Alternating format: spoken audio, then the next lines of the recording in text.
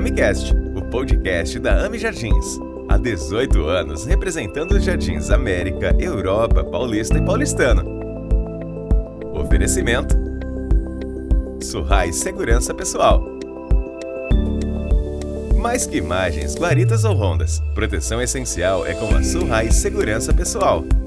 Começando mais um AmiCast, recebendo hoje aqui o Telines Basílio, que é o carioca, é um mestre aqui, o embaixador da reciclagem na cidade de São Paulo, tem um trabalho incrível para a cidade e vai contar um pouquinho dessa história dele, como é que tudo começou, a Coopercaps, que é uma das maiores cooperativas de reciclagem de lixo.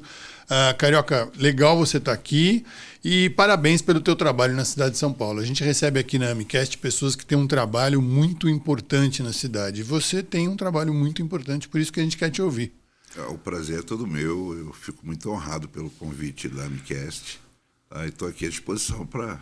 Conta pra gente como é que começou. Você é do Rio de Janeiro, eu já conheço a tua história, mas eu quero que as pessoas conheçam porque é uma história fantástica, né? Eu desde muito jovem, né, sempre tive a intuição de vir para São Paulo, porque eu sempre ouvia dizer que São Paulo era a cidade das oportunidades, né? Só que eu atingi a maioridade, eu esqueci o fator principal, reciclar.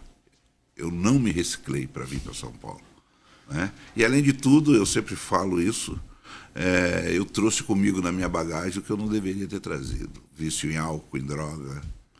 E no primeiro mês eu acabei não tendo mais recurso para pagar a pensão e o proprietário me botou para fora, eu acabei me tornando um morador em situação de rua. Foram 12 longos anos na rua, né? E que na primeira noite um colega de rua, que eu brinco que é meu colega de condomínio, né? Que condomínio é a calçada, ele falou: não se desespere, não fique nervoso, que amanhã eu vou te ensinar a garimpar. E eu fiquei com aquilo a noite toda na minha cabeça. Foi a pior noite minha na rua, foi a primeira, né? Por todos os problemas, já pela frase que ele falou: eu vou te ensinar a garimpar. E o que era garimpar, meu Deus? Garimpar nada mais era do que a gente, através daquilo que a sociedade chama de lixo, né, poder ter uma renda honesta, né, e que ela realmente nos fez sobreviver nessa selva de pedra. Um dia dava para comprar o almoço, outro dia dava para comprar a janta, e assim a gente foi sobrevivendo. E foram 12 longos anos, né? De carroceiro. Como carroceiro, carrinheiro, burro sem rabo, um monte de denominações preconceituosas, né, que a sociedade acaba denominando esses trabalhadores que têm um papel de suma importância para o meio ambiente, para a economia circular, para a cidade limpa, né, mas que infelizmente ainda são invisíveis aos olhos da sociedade. Verdade, o motorista encontra um cara com uma carroça na frente, pô, esse cara está atrapalhando e na realidade ele está fazendo um trabalho fundamental para a cidade de São Paulo. Antes de você falar da Coopercaps, do trabalho que vocês têm, 250 toneladas por dia, né? Fiquei impressionado com o número de lixo que vocês reciclam, tudo isso. Como é que começou ali a história de montar a Coopercaps? Você teve muita ajuda ou você tem um fã, que é o Daniel Pfeffer, que é nosso conselheiro, da Suzano, o Cavaletti também, né? São pessoas que eu fui apresentado a você por eles. E começou um trabalho muito legal, né? Vocês vendiam o papel por um preço, tinha atravessador, e a Suzano começou a comprar direto de vocês, e ali foi uma grande mudança, né? Bom, na verdade, a Coopercaps, ela nasceu de um projeto socioambiental que a cidade de São Paulo criou em 2002, através de uma lei 13.478, e essa lei previa que, a partir da revisão do plano diretor executivo da cidade, a prefeitura iria apoiar grupos de catadores que estivessem organizados em cooperativas, né? E ali começaram a fazer uma espécie de um censo regionalizado, onde na Zona Sul de São Paulo, nós, na época, identificamos 46 trabalhadores na mesma situação, né? Em situação de vulnerabilidade, puxando carroça, né? E desses 46, foi oferecido uma formação em cooperativismo, para que esses trabalhadores entendessem esse modelo de negócio, né? Que é um modelo de negócio hoje, 22 anos, eu posso dizer, 22 anos depois eu posso dizer que é um modelo que eu acho a maneira mais democrática de se ter um negócio, porque não tem patrão, não tem dono, todos são donos do negócio, né? E aí, a partir dessa formação, alguns não acreditaram. Para mim, era um projeto de vida, era o momento que eu tinha, a oportunidade que eu tinha de poder fazer a roda girar e mudar aquela situação que eu me encontrava. E a gente conseguiu, 22 catadores constituíram, há 22 anos atrás, 30 de agosto de 2003, constituímos a Copercaps. Já nasceu com um apoio primordial naquele momento, que era da Prefeitura. A Prefeitura é nossa maior parceira desde então, né? E aí, ao longo dessa construção, porque é um modelo de negócio diferente, a gente precisou buscar conhecimento para a gente entender hoje o nosso negócio e fazer ele funcionar, né? E a gente esbarrou em alguns parceiros que nos deram suporte para que a gente pudéssemos chegar hoje aqui. Um deles é a Suzano Papel e Celulose, que teve um papel fundamental num projeto socioambiental que eles tinham, e através dessa parceria nós conseguíamos, um grupo de catadores, direcionar o seu resíduo, o seu trabalho, né, direto para a indústria recicladora.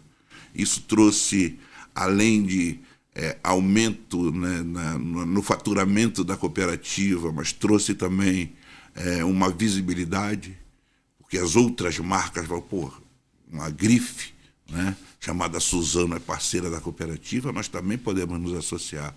E isso fez com que a gente, a partir dali, a partir daquele momento, a partir daquela parceria inicial, né, que foi o primeiro grande parceiro que acreditou no nosso trabalho, né? Hoje vocês têm outros, né? Hoje a gente consegue... Pode falar. A gente consegue ter parceria com diversos players, né? A Coca-Cola é nossa parceira, a PepsiCo, Tetra Pak, Três Corações, né? O crédito de logística reversa direcionado para Eu Reciclo. Então a gente tem uma gama de parceiros e outros vindo, né? Agora a gente está criando um novo modelo para tentar replicar esse modelo de sucesso em outros municípios também. É um trabalho bem árduo, mas muito gratificante.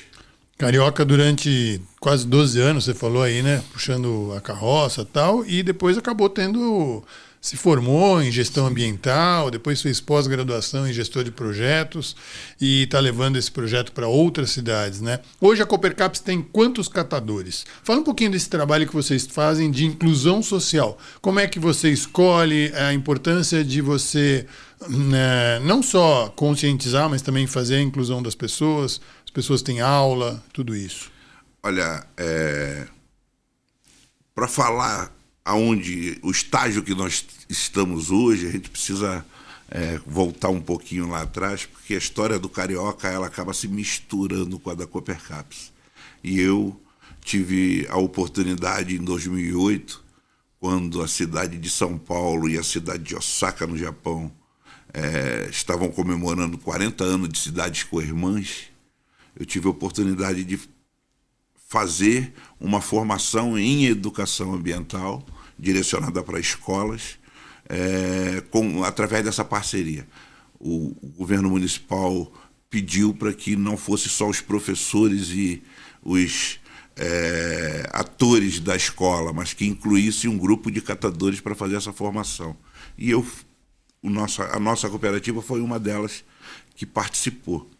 A partir dali, depois da formação, eu recebo um convite que eu teria que correr para me tirar o meu passaporte, que eu iria falar sobre esse case, que era os catadores de material reciclado sendo capacitado para fazer educação ambiental. Nós passamos, a partir dali, a ser multiplicadores também. E lá vai eu para o Japão. Lá eu ganho um curso de resíduos sólidos urbanos. Meu primeiro diploma que eu ganhei na minha vida foi no Japão. né? Eu tive que percorrer 12 horas daqui para a França, mais quase 5 horas de escala, mais 13 horas para Tóquio, mais um montão de horas esperando até chegar na cidade de Osaka, mais 1h20. Quando eu voltei de lá, eu falei, cara, a gente precisa fazer a diferença. A reciclagem daquilo que a sociedade chama de lixo é só um detalhe, né? Eu acho que a partir daquele momento o que iria modificar a vida da Copercaps era a reciclagem de vidas, resgatar a cidadania, devolver e dar visibilidade para esse povo que está à margem da sociedade. E aí a gente começou a olhar com uma visão mais periférica para a comunidade que a gente atua, né?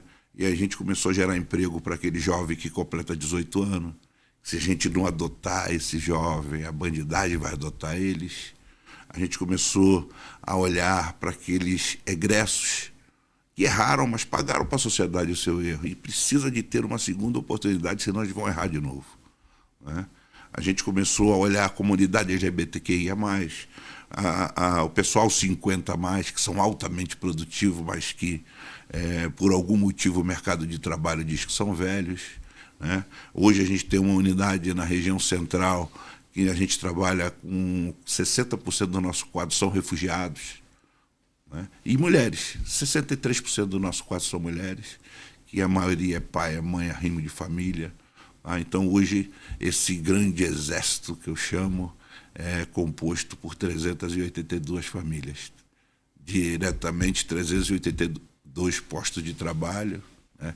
Se formos pegar uma média nacional aí de pelo menos 4 por família, já passa de 1.300. Que maravilha, né? Eu visitei a Copercaps, eu testemunhei todo esse trabalho, né? E sou fã do trabalho de vocês. 250 toneladas por dia. Fala um pouquinho para quem não conhece como é que é feita a reciclagem. Por exemplo, como é que chega esses 250 lá? Onde são pessoas que deixam, por exemplo, no Pão de Açúcar, que a gente um centro de coleta? A gente tem hoje um trabalho que vem crescendo, sensivelmente crescendo, que é a coleta seletiva municipal, né? A gestão dos resíduos na cidade de São Paulo ele é feito através de concessão e são 2 empresas que fazem a coleta seletiva e a coleta domiciliar também. É a Loga e a Ecourbis, né? E a gente recebe esse resíduo, né? Esse resíduo ele vem para a gente de forma gratuita e a gente faz a classificação. A contrapartida da prefeitura é que a gente gere cada vez mais postos de trabalho, né? Ela nos apoia com locação de imóvel, pagamento de água, luz, EPI, e a gente consegue, através desse equilíbrio e dessa parceria, a gente consegue hoje desviar que vá para o aterro sanitário, aumentando o tempo de vida útil do aterro sanitário e o principal, gerando emprego, renda, dando oportunidade para as pessoas que realmente precisam. São 382 cooperados, os 382 foram catadores, carroceiros?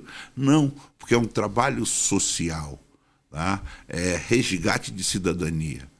Então, a cooperativa está aberta para todos os tipos de pessoas que precisam realmente de trabalhar, fazendo com que essas pessoas retomem a sua autoestima e a sua dignidade novamente. Existem outras tarefas, né? Além do catador, tem a separação dos resíduos, né? Na esteira. A gente vem buscando constantemente, incessantemente, a qualificação profissional desses trabalhadores, né? A profissão é reconhecida pela CBO, pela Classificação Brasileira de Ocupação. O catador de material reciclado é uma profissão. Agora a gente precisa empoderar esses trabalhadores para que eles despertem, né, o seu lado empreendedor, para que vejam como negócio, né? E aí a gente criou, junto com alguns parceiros, um centro de referência, um centro-escola, né? A gente tem hoje algumas entidades educacionais que nos apoiam, né, que vêm os seus profissionais fazer essas qualificações. A única exigência minha eu quero o mesmo conteúdo que a sala de aula lá na universidade tem, mas só a única coisa que eu solicito é que a comunicação seja adaptada para o perfil dos nossos cooperados. Então a gente vem conseguindo, cara, muito, muito sucesso com isso. A gente fez um projeto recentemente chamado Rede Transforma, que é exclusivamente voltado para esses catadores que ainda estão na rua, né? E que, de alguma forma, ainda tem resistência de vir trabalhar dentro da cooperativa, né? Mas como o princípio número 1 do cooperativismo é a livre adesão, a gente não pode forçar que essas pessoas parem de fazer esse trabalho de tração humana, né? E venham para a cooperativa. A gente respeita, mas a partir dessa negatividade de vir, do catador vir para dentro da cooperativa, a gente começa a trabalhar esse lado empreendedor, profissionalizando esse cara, tentando levar ele até o momento que esse trabalho de tração humana tenha o seu fim, né? Ele adquirir um veículo elétrico, uma bicicleta, um carro mesmo que seja, mas a gente quer eliminar, não vamos conseguir, mas a nossa meta é minimizar esse trabalho de tração humana que o catador tem. Mas essa pessoa da tração humana, né, que você chama, ele não se integra à cooperativa porque como ele faz o dinheiro dele? Vendendo, ele mesmo separa e vende? É a sensação de liberdade. O cara trabalha de forma individual. Mas ele vende isso? Ele vende. E o programa Rede Transforma que a gente criou é justamente para ser um elo de ligação desse catador que está na rua, que muitas das vezes ele acaba tendo que vender para um atravessador, por um comércio ilegal. O Rede Transforma é essa ligação dele com a indústria recicladora. Então a gente criou um programa, como a cooperativa não tem finalidade lucrativa, a gente criou um programa que esse catador ele vende o mesmo preço de fábrica e a gente consegue aumentar em 300% a retirada que ele tinha. Tá? A gente consegue oferecer cursos e formações. A gente tem, desde a alfabetização, inclusão digital, cursos técnicos ministrados por entidades educacionais, e a gente entrega isso para o catador. O catador vai estudar, ele vai fazer um curso, mas ele recebe, porque ele não tem uma renda fixa, né? Ele depende da catação dele para poder ter a renda dele. Então a gente criou uma forma de remunerar esse cara para que ele seja incentivado a estudar. E aí não tem desculpa, tem que estudar, se capacitar e se qualificar. Um dos grandes problemas é o plástico. Continua sendo, Carioca, o plástico. O Brasil é o terceiro maior produtor de lixo plástico do planeta. Terceiro ou quarto? Acho que é Estados Unidos, China, Brasil e Índia, ou Índia e Brasil. E essa consciência do plástico? O que você poderia dizer? Cara, eu digo que alguns ambientalistas de escritório elegeram o plástico como grande vilão, né? Eu, como empreendedor e como gestor de uma cooperativa, o plástico ele representa, dentro da gravimetria do que é coletado nas casas, 18%. Tá? É o volume de 18% que o plástico tem. Mas na hora que eu separo, que eu classifico por tipo e comercializo, o plástico representa quase 70% do faturamento de uma cooperativa. A gente precisa entender, quando a gente vê aquelas fotos impactantes, né, nos oceanos, nos rios, né, nas ruas, a gente sempre se atenta ao plástico. Mas a educação e a decisão final é do consumidor. Alguém descartou aquilo ali, né? Quando a gente fala do plástico, a gente precisa atacar aquele plástico de uso único, sabe? Aqueles garfinhos, aquelas coisinhas que você usa uma vez só e descarta. Isso a gente precisa atacar. Tá? Mas a gente precisa entender também que o plástico ele tem um papel hoje para a sociedade, para os nossos lares, para as nossas empresas gigante. Tá? Então precisa ter um equilíbrio na hora de avaliar e afirmar que o plástico é o grande vilão. Pelo menos eu penso dessa forma. Não, certíssimo. Me fala um pouco sobre o futuro da cidade de São Paulo nesse ponto todo da reciclagem. A gente hoje é considerado uma cidade que recicla muito mais que as outras. A gente hoje exporta esse conhecimento para outras cidades, como você falou. O que você teria a dizer às pessoas que fazem desperdício de tudo isso? Cara, o carioca que veio há 40 anos atrás, que hoje é cidadão paulistano, né, e que ama a cidade onde eu vivo, eu acompanho esse desenvolvimento da questão da coleta seletiva, do aumento da adesão da população. E São Paulo, ele é uma megalópole, né? A gente está falando de uma cidade que gera 12 mil toneladas de resíduo domiciliar por dia, né? São Paulo, ele hoje é a vitrine do país, a vitrine da América do Sul, da América Latina. Todos vêm para cá ver o modelo de gestão de resíduo que a cidade tem, né? Falta ainda avançar bastante? Falta, mas a gente tem uma evolução gigante, tá? E tem projetos maravilhosos dentro da cidade de São Paulo para o que diz respeito à gestão de resíduo, à sustentabilidade e ao meio ambiente muito grande, né? Eu sou suspeito para falar porque eu sou apaixonado por essa cidade, que me acolheu, que me proporcionou tudo que eu tenho, né? E então é gratificante, é bacana e é ao mesmo tempo desafiador a questão da gestão de resíduo. A gente sabe que a gente precisa avançar, né? Principalmente no controle do consumo exagerado que as pessoas têm. A gente precisa avançar na parte de educação ambiental. É uma coisa que eu falo muito de educação. Eu acredito que a partir do momento que a grade curricular tiver a obrigatoriedade de falar de educação ambiental, desde quando a criança entra no prezinho até quando sai e vai receber o canudo na universidade, não pode deixar passar, porque a gente só vai conseguir ter um país melhor, um país mais sustentável, onde a gente possa falar de economia circular e realmente ver que a gente vai cada vez mais tentar aproveitar o máximo de vezes aquele material para aumentar o tempo de vida útil dos nossos aterros. A gente só vai conseguir isso a médio e longo prazo através da educação. A gente não vai conseguir mudar se for com a conscientização.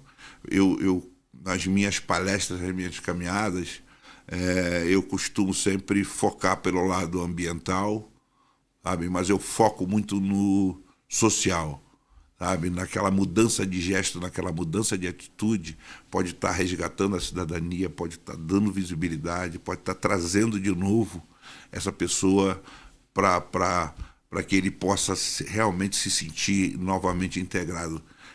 São pessoas de alta vulnerabilidade social, mas que têm um potencial muito grande, e a cooperativa de reciclagem, a cooperativa de catadores e aquilo que a sociedade chama de lixo pode transformar e mudar a vida de muitas pessoas.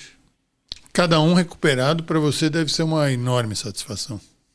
Com certeza. O Brasil é um país que hoje estima-se que tem aproximadamente 1 milhão de trabalhadores, né, que vivem daquilo que a sociedade chama de lixo. Em agosto agora nós completamos 15 anos de Política Nacional de Resíduos Sólidos. Ainda algumas coisas ficou para a gente finalizar. Uma delas é o encerramento dos lixões. Ainda temos quase 3 mil lixões no país a céu aberto. E pessoas vivem lá. A gente precisa encerrar, mas encerrar de forma humanizada. De que maneira que a gente não vai abdicar dessas vidas que estão lá, né? Então, o Brasil é muito grande, cara, é muito gigante. A questão de resíduo é uma preocupação mundial, e do Brasil também não fica para trás, né? E vocês participaram recentemente da Bienal do Lixo? Fala um pouquinho para a gente saber como é que foi. Você tinha um projeto da Bienal do Lixo, andou, como é que foi? Na verdade, eu fui convidado a fazer uma palestra na Bienal, né? Infelizmente não pude ir. como representante também da Conatrec, Confederação Nacional das Cooperativas de Reciclagem. O Jair do Amaral, da Cooperativa Crescer, foi representar a gente. Tá? A gente tem um projeto hoje que é o Festival Recicla Mais, que é um festival que envolve cultura, sustentabilidade e economia circular, que eu entendo que a gente precisa mesclar tudo isso, né? Principalmente dando oportunidade para que catadores e catadoras de material reciclado possam ter mais acesso à cultura, à música, sabe? Porque a gente também não quer só comida, né? A gente quer bebida, diversão e arte. Maravilha. Olha, se tivesse que fazer um pedido aqui para o setor público e para o setor privado, aproveita o espaço. O Amicast da Ami Jardins está aqui para isso. Quais são os players, quais são os parceiros que você precisaria e o que você acha que o poder público poderia melhorar nisso? Bom, eu acho que a própria Política Nacional de Resíduos Sólidos diz que a responsabilidade é compartilhada. Então, a gente precisa sentar numa grande mesa, poder público, o privado, sabe, as entidades que defendem tudo isso, para que a gente possa construir políticas públicas e valorizar a mão de obra desses trabalhadores que fazem um trabalho de extrema necessidade para as cidades onde a gente atua, né? Eu acho que hoje a pauta principal das cooperativas de reciclagem a nível municipal é a contratação, é o pagamento pela prestação de serviço que os catadores prestam. A nível federal, repensar aí nessa reforma tributária para que não a gente consiga incentivar a cadeia, né, como um todo, não só as cooperativas de catadores, mas a gente tem que visualizar a cadeia como um todo, sabe, minimizar e incentivar as indústrias a trabalharem com resíduo reciclável. E a gente precisa que a população receba mais informações, sabe, do papel, quão importante que é, porque, afinal de contas, aquelas embalagens pós-consumo, o ator final, né, é o consumidor. É ele que, se estiver bem informado, se ele não tiver um viés ambiental, mas ele vai ver que uma mudança de atitude vai salvar e vai resgatar muitas vidas, né? Gerando emprego e renda principalmente. Então a gente pensar junto como chegar essa informação ao consumidor. Eu acredito que a gente tem avançado bastante em algumas coisas, em outras ainda não, mas a intenção é que pelo menos eu percebo isso, tá? É que todos têm uma boa vontade e que o tema e a pauta têm sido bem discutido ao longo desse tempo. Falta um pouco de oportunidade também para que nós, representantes de uma categoria de mais de 1 milhão de trabalhadores, possam ser convidados a sentar nessas mesas para discutir políticas públicas. Maravilha. Telines Basílio, o carioca, que apesar de carioca hoje é cidadão paulistano de coração. Acho que a população tem muito a agradecer a você. Obrigado pela tua participação aqui e pelo grande trabalho que você faz na cidade de São Paulo. Eu que agradeço, muito feliz, muito emocionado de poder, mais uma vez, estar defendendo aqui a pauta, né, de trabalhadores e trabalhadoras que precisam de mais visibilidade, mais espaço como esse. Tá? Só agradecer em nome de toda a categoria de catadores e da Coopercaps também, que o pessoal tá louco para assistir, viu? Maravilha, obrigado. Eu que agradeço, querido.